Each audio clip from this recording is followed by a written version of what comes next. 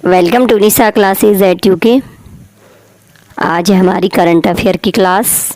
ठीक है, कुछ दिन पहले हमने आपको टीचिंग एप्टीट्यूड कराया था, जीके करवाया था और अभी हम 2-3 दिन से रीजनिंग कर रहे हैं। जैसा कि आप सबको पता होता है कि हमारे जो एग्ज़ाम होते हैं उसमें करंट अफेयर का बहुत बड़ा रोल होता है। कई बार क्या होता है, कमीशन बहुत ज़्यादा करंट अफेयर क्वेश्चन पूछ लेता है, यानी 150 क्वेश्चन में से 10 से 15 क्वेश्चन आपके करंट अफेयर से रिलेटेड होते हैं। अब वो इकोनॉमी का पार्ट हो, वो ज्योग्राफी का पार्ट हो, ठीक है, या आपका इंटरनेशनल रिलेशन का पार्ट हो, तो करंट अफेयर के लिए हमें बहुत ज़्यादा अवेयर रहने की ज़रूरत होती है। आपने देखा होगा करंट अफेयर की सीरीज़ मैंने शुरू करी थी अक्टूबर में, और 3 क्लासेस में आपको करंट अफेयर ही करवा चुकी हूँ। मतलब अक्टूबर पूरा हमने करंट अफेयर कर लिया था, और आज कुछ और करंट अफेयर है। ये हो सकता है लास्ट वीक का भी है, और ये लास्ट अक्टूबर का भी करंट अफेयर आपके सामने आ सकता है। ठीक है, तो ये तो आज का ही करंट अफेयर है। जो पहला क्वेश्चन आप देख रहे होंगे, पीएम विद्या लक्ष्मी योजना किससे संबंधित है? तो ये जो पीएम विद्या लक्ष्मी योजना अभी प्रधानमंत्री ने जो घोषणा की है, ये संबंधित है आपके आर्थिक रूप से पिछड़े वर्ग। अगर ऑप्शन में आ जाता है आर्थिक रूप से पिछड़े वर्ग, तो आर्थिक रूप से पिछड़े वर्ग हो या आर्थिक रूप से पिछले स्टूडेंट से, ये किसी SC ST OBC इनसे संबंधित नहीं है, बल्कि जो EWS यानी आर्थिक रूप से पिछड़े बच्चे हैं उनसे संबंधित है। अब इसमें क्या है, जो वो बच्चे हैं उन्हें 10 लाख तक का लोन बिना गारंटी का मिलेगा। ये भी पूछा जा सकता है कि कितने लाख तक का लोन मिलेगा, तो उन्हें मिलेगा 10 लाख तक का लोन बिना गारंटी के।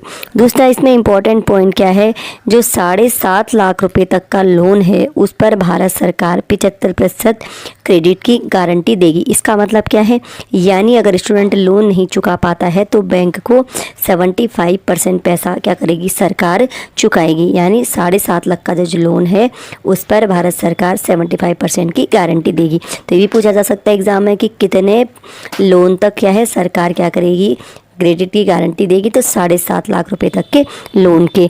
आगे इसमें और डिटेल भी है, तो अगर ज़रूरत पड़ेगी तो वो डिटेल भी आपको करवाया जाएगा। जैसे कि इसमें एक सीमा 4 लाख की है और एक सीमा इसमें कुछ 8 लाख की होने कितना कितना लोन दिया जा सकेगा। तो अभी जो एक लाइन का इम्पोर्टेंट ये है कि विद्या लक्ष्मी योजना संबंधित है आपके आर्थिक रूप से पिछड़े स्टूडेंट से। ठीक है, आपसे पूछा जा सकता है, हो सकता है ऑप्शन में आपको ये मिल जाए कि जनजाति से है, किसी विशेष क्षेत्र से है, ठीक है, या किसी राज्य की है। तो ये क्या है, आर्थिक रूप से पिछले स्टूडेंट्स के लिए केंद्र सरकार की एक योजना है। कुछ और करंट अफेयर भी हैं। अभी जो आपके CJ आए थे चंद्रचूड़ जी, वो रिटायर हो चुके हैं, और अब आपका जो भारत का अगला मुख्य न्यायाधीश बनने वाला है वो हैं आपके जस्टिस संजीव खन्ना। ठीक है, तो 11 नवंबर को जो है ये जो आपके जस्टिस VY चंद्रचूड़ आपके रिटायर हो जाएंगे, तो जस्टिस संजीव खन्ना भारत के नए मुख्य न्यायाधीश होंगे। और ये एग्ज़ाम कमिंग जो एग्ज़ाम है ना, ये क्वेश्चन बहुत ही ज़्यादा कॉमन पॉपुलर रहने वाला है। तो इस क्वेश्चन को आप ज़रूर याद कीजिएगा कि भारत का नया मुख्य न्यायाधीश कौन बना है। ठीक है, और इससे पहले कौन था ये भी ध्यान रखना है। अब एक अभ्यास शुरू हुआ है विनबैक्स। अब हमें पता करना है कि जो विनबैक्स नामक अभ्यास है भारत और किस देश के मध्य हो रहा है। जो विनबैक्स अभ्यास है ये हाल ही की घटनाएं हैं, ये लगभग लास्ट वीक की घटनाएं आपको मैं बता रही हूँ। ठीक है, तो ये विनबैक्स अभियान जो है ये भारत और वियतनाम के मध्य शुरू हो रहा है। सैन्य अभ्यास चलते हैं ना, तो जो सैन्य अभ्यास विनबैक्स है ये है भारत और वियतनाम के। यहाँ से भी कई बार जो अभ्यास होते हैं ये दोनों देशों के नाम से मिला के होते हैं। जैसे आप देख सकते हैं यहाँ पे वियतनाम और इंडिया यहाँ पे मिलके बन सकता है। ठीक है, और ये जो संयुक्त सैन्य अभ्यास है यह शुरू का हुआ आपका अंबाला में शुरू हुआ है, अभी हाल ही में लास्ट वीक की ये बात है। ठीक, तो ये जो विनबैक्स अभ्यास है भारत और वियतनाम के बीच, और कहाँ पे शुरू हुआ है, अभी अंबाला में। नेक्स्ट है जम्मू कश्मीर का असेंबली स्पीकर किसे चुना गया है?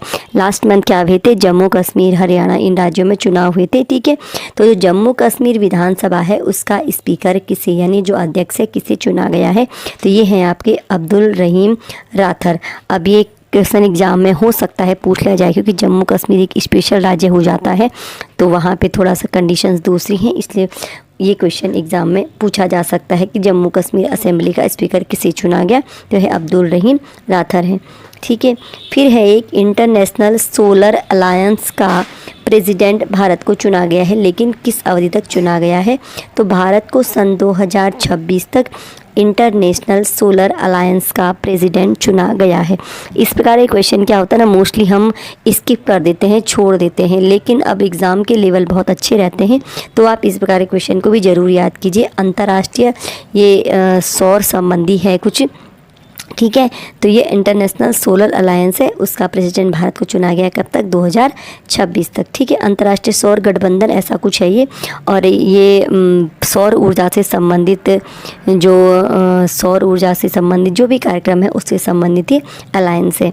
नेक्स्ट है, इनमें से किस देश ने, यहाँ पे ऑप्शन थे तो हमने क्या किया है, आपको ऑप्शन हटा दिए हैं, सिंगल लाइनर क्वेश्चन बनाए हैं। किस देश ने भारतीयों के लिए वीज़ा फ्री एंट्री का ऐलान किया है?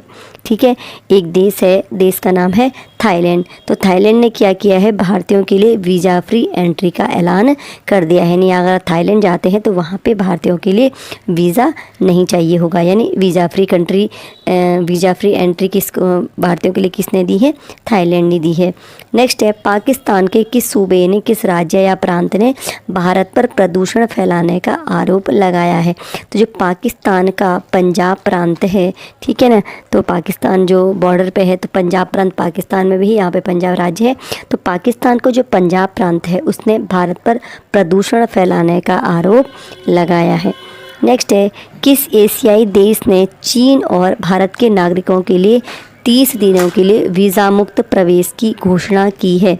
कोई एशियाई देश है जिसने चीन और भारत के नागरिकों के लिए 30 दिनों के लिए वीज़ा मुक्त प्रवेश की घोषणा की है, वो है आपका मलेशिया। एक क्वेश्चन आया थाईलैंड, जिसने क्या किया है, भारतीयों के लिए वीज़ा फ्री एंट्री का ऐलान किया है।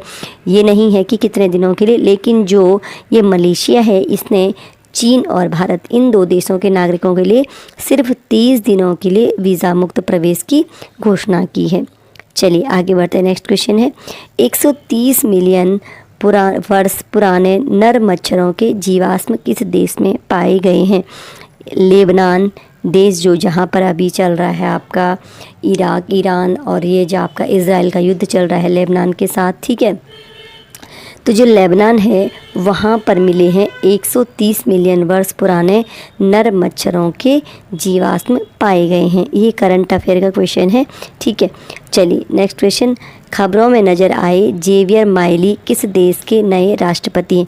ये क्वेश्चन आपके लिए इम्पोर्टेंट रह सकता है कि जो जेवियर माइली हैं, क्योंकि ये खबरों में आई हुई चीज़ें होती हैं तो यही आपके एग्ज़ाम में क्वेश्चन पुट किए जाते हैं, ठीक। तो जेवियर माइली हमें बताना है किस देश के नए राष्ट्रपति हैं, तो इसका आंसर है आपका जेवियर माइली अर्जेंटीना देश के नए राष्ट्रपति बने हैं।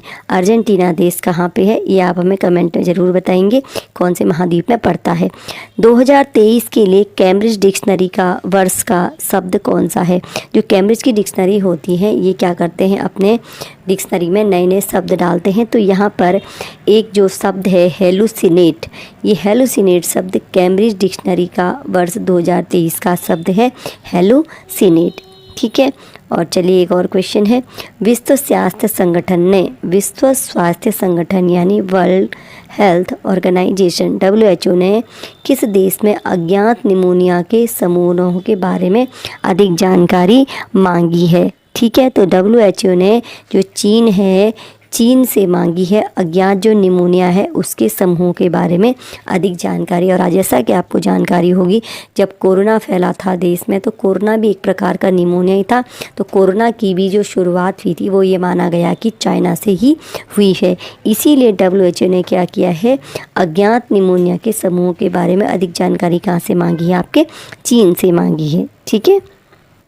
एक और क्वेश्चन ये है, ये हालांकि करंट अफेयर तो नहीं है लेकिन अभी ये चर्चा में आया था कि भारत के केवल 2 शहरों को ही यूनेस्को विश्व धरोहर स्थल में घोषित शामिल किया गया है।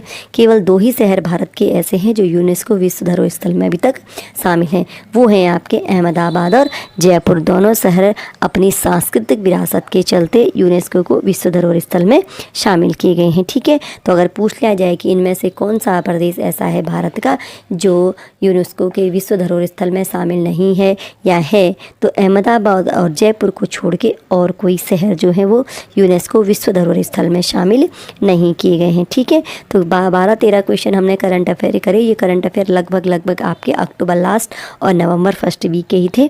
ठीक है, तो इन क्वेश्चन को एग्ज़ाम में जाने से पहले एक बार ज़रूर देखिएगा। और इस लगभग 8-10 दिन के जो करंट अफेयर होंगे उनसे फिर हम आपके लिए एक नया करंट अफेयर की क्लास करेंगे। तब तक इनको पढ़िएगा।